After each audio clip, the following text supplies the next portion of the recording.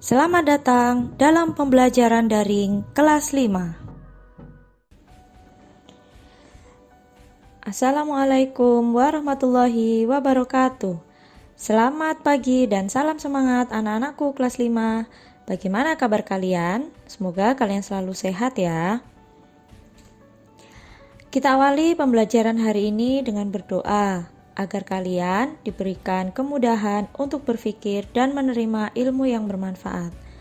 Hari ini kalian akan mempelajari tema 7, subtema 2, peristiwa kebangsaan seputar proklamasi kemerdekaan, pembelajaran 2. Di sini kalian amati dulu, ini adalah Benny dengan ayahnya sedang bercakap-cakap.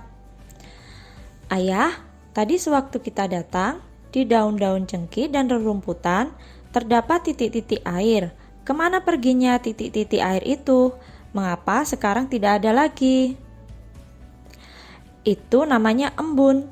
Tadi ketika kita datang masih pagi. Jadi masih banyak kita jumpai embun di dedaunan. Sekarang sudah siang.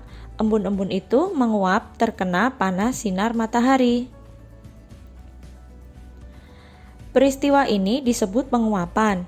Proses penguapan embun terjadi dengan bantuan energi sinar matahari dan angin. Akibat panas dari sinar matahari, air menguap menjadi uap air. Oh, begitu. Energi panas atau kalor memiliki peran utama dalam proses penguapan tersebut. Energi panas dapat mengubah suhu benda dan dapat mengubah wujud benda. Peristiwa perubahan wujud benda padat menjadi benda cair karena adanya pemanasan disebut mencair. Contoh lain peristiwa mencair sebagai bentuk perubahan wujud benda karena kalor atau panas adalah sebagai berikut. Kalian bisa amati gambar di samping ini ya anak-anak. Ini adalah gambar mentega yang dipanaskan.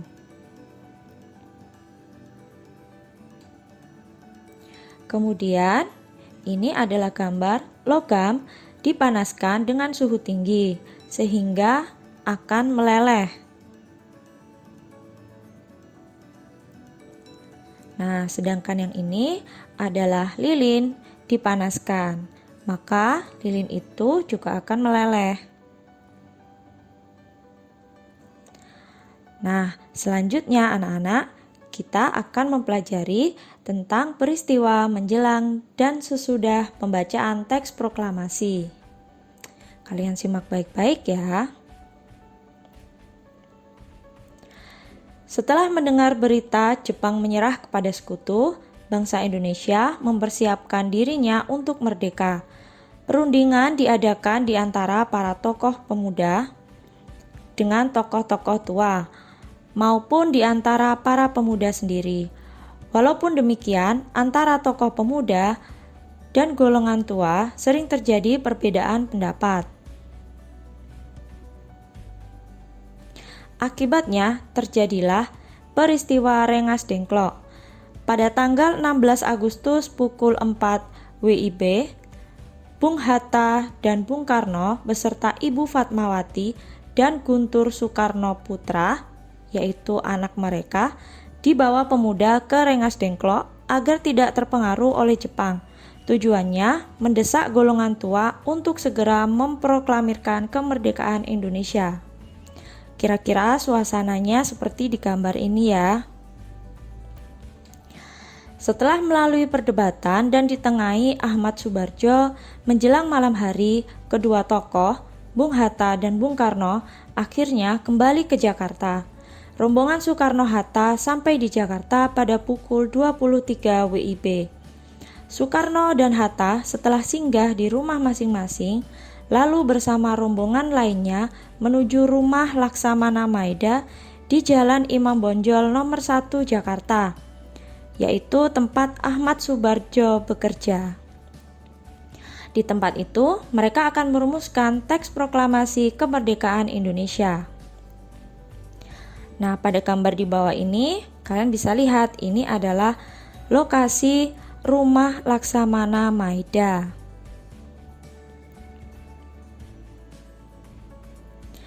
Perumusan sampai dengan penandatanganan teks proklamasi kemerdekaan baru selesai pada pukul 4 WIB dini hari pada tanggal 17 Agustus 1945.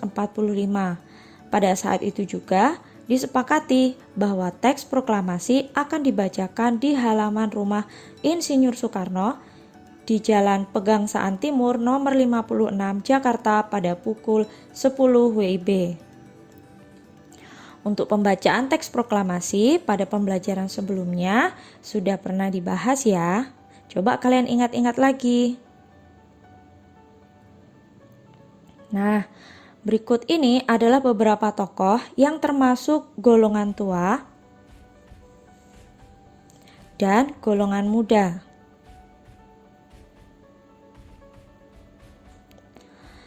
Adapun peristiwa setelah dibacakannya teks proklamasi kemerdekaan adalah sebagai berikut. 1. Penyebaran berita proklamasi kemerdekaan 17 Agustus 1945.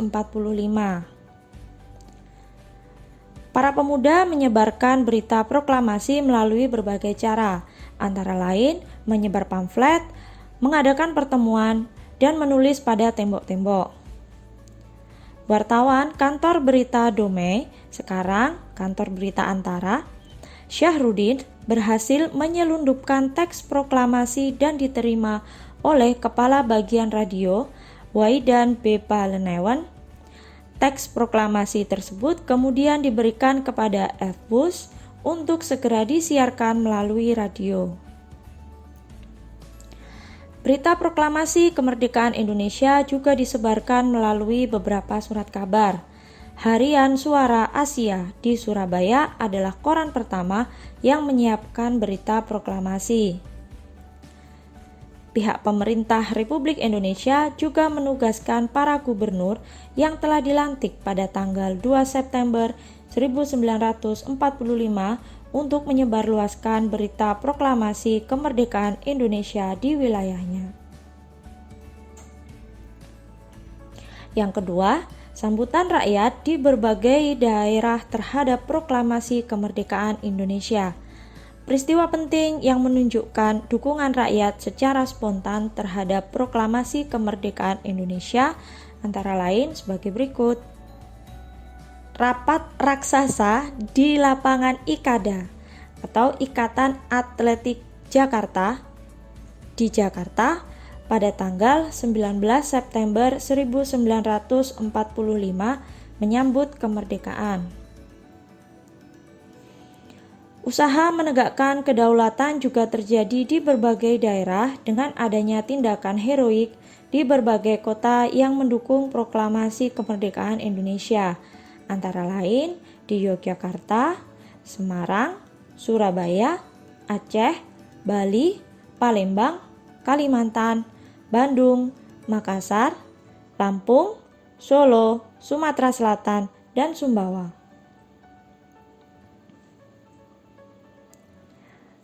Nah, untuk mengetahui sejauh mana pemahaman kalian tentang peristiwa Rengas Dengklok, mari bersama-sama kita lengkapi diagram berikut ini. Kapan peristiwa Rengas Dengklok terjadi? Peristiwanya terjadi pada tanggal 16 Agustus 1945, yaitu tepat 1 hari sebelum dilaksanakannya proklamasi kemerdekaan Indonesia. Siapakah yang diamankan pada peristiwa Rengas Dengklok? Berdasarkan bacaan, yang diamankan yaitu Bung Hatta dan Bung Karno beserta Ibu Fatmawati dan Guntur Soekarno Putra. Siapakah yang mempelopori peristiwa Rengas Dengklok? Yaitu tadi tokoh pemuda. Apa yang terjadi di Rengas Dengklok?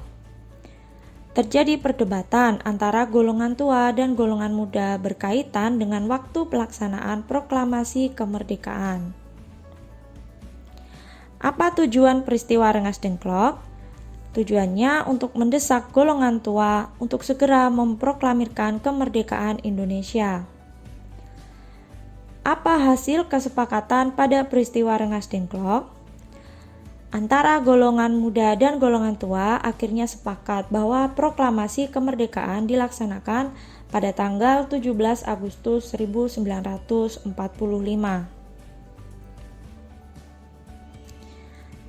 Nah, Hari Kemerdekaan Indonesia juga dapat diperingati dengan berbagai perayaan. Salah satunya yaitu dengan diadakannya tari massal yang bertemakan Indonesia. Nah, seperti ini ya anak-anak contohnya. Di sini kalian bisa memperhatikan. Ini adalah tari gandrung yang berasal dari Banyuwangi. Tetapi gerakan tari dan kostum juga beserta propertinya bertemakan Indonesia, yaitu merah putih. Nah, apa yang dimaksud dengan gerak tari? Gerak tari adalah serangkaian gerakan indah dari dalam tubuh manusia. Penampilan gerak tari akan terasa lebih indah jika ada iringan musiknya. Musik dan tari merupakan satu kesatuan yang tidak dapat dipisahkan. Musik dapat mengatur tempo gerak sebagai pengiring, memberikan suasana, dan sebagai ilustrasi untuk mempertegas ekspresi gerak.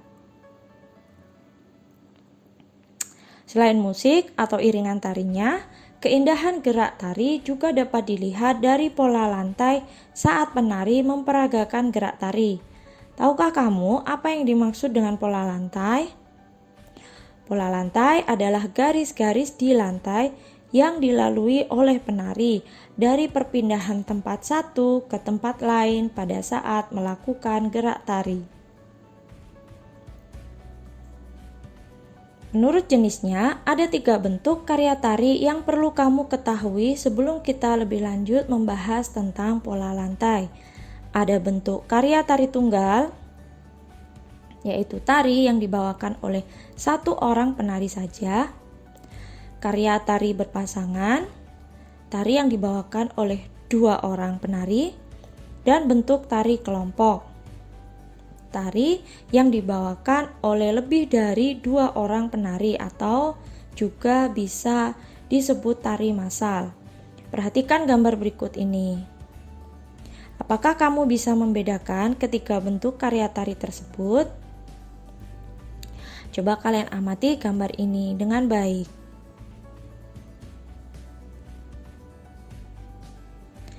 Nah, anak-anak, sekian pembelajaran hari ini. Terima kasih atas perhatiannya. Sampai jumpa pada pembelajaran berikutnya. Assalamualaikum warahmatullahi wabarakatuh.